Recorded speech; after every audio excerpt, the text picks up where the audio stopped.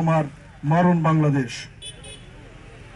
আজকে ১ নং কুমসলি বিএনপি ও সকল অঙ্গ সংগঠন কর্তৃক আয়োজিত শহীদ প্রেসিডেন্ট জিয়াউর রহমানের ৮৯তম জন্মবার্ষিকীতে শীত বস্ত্র বিতরণ বাংলাদেশ জাতীয়তাবাদী স্বেচ্ছাসেবক দল গোপালগঞ্জ জেলা শাখার পক্ষ থেকে মঞ্চে উপবিষ্ট যারা আছেন সকলকে বিপ্লবী শুভেচ্ছা ও অভিনন্দন।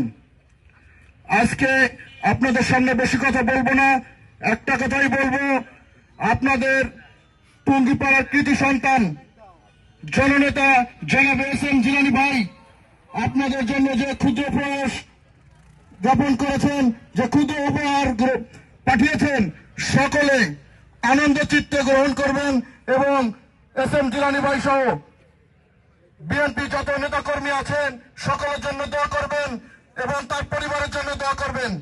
আমি আমার সংক্ষিপ্ত বক্তব্য এখানে শেষ করছি। বাংলাদেশ জিন্দাবাদ, বাংলাদেশ জাতীয়তাবাদী স্বেচ্ছাসেবক দল জিন্দাবাদ, শহীদ প্রেসিডেন্ট জিয়াউর রহমান অমর হোক, তারুণ্যের অহংকার তারেক রহমান জিন্দাবাদ, বেগম খালেদা জিয়া জিন্দাবাদ, জিন্দাবাদ জিন্দাবাদ। আসসালামু আলাইকুম।